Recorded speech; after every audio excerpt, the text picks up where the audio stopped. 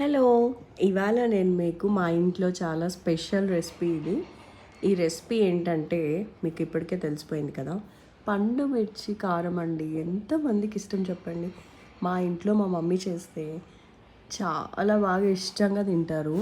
So, ఈ పండు మిర్చి కారం ఏంటంటే దోసలోకి, రైస్‌లోకి, చపాతీలోకి ఎలా అయినా తినేయొచ్చు. కొంచెం నెయ్యి ఉంటే చాలండి. రైస్‌లోకి చాలా టేస్టీగా ఉంటుంది.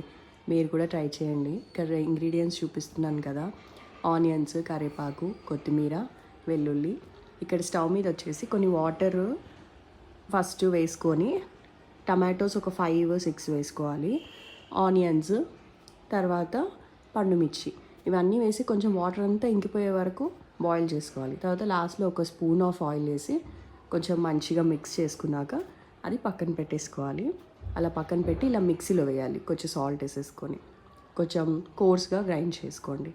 అలా చేసిన తర్వాత ఇలా ఒక ప్యాన్ తీసుకొని మళ్ళీ అందులో ఆయిల్ యాడ్ చేసుకొని మనం పోపు దినుసులు యాడ్ చేసుకోవాలి. ఆవాలు, జీలకర్ర, శనగపప్పు. తర్వాత అది కొంచెం ఫ్రై అయిన తర్వాత ఆనియన్స్, కరివేపాకు వేసుకొని లైట్ గోల్డెన్ కలర్ రాగానే ఇలా మనం పక్కన పెట్టుకున్న కోర్స్గా గ్రైండ్ చేసినది మిక్చర్ ఉంటుంది కదా, ఇదంతా దాంట్లోకి యాడ్ చేసేసుకొని లైట్గా కొత్తిమీర వేసుకోవాలి. అంతే అండి, ఎంత సింపుల్ కదా. మీరు ట్రై చేయండి, చాలా టేస్టీగా ఉంటుంది. ఇలా ఒకసారి చేసుకున్నారంటే ఇంకా కర్రీస్ కూడా తినరండోయ్. సో ట్రై చేయండి. Thank you.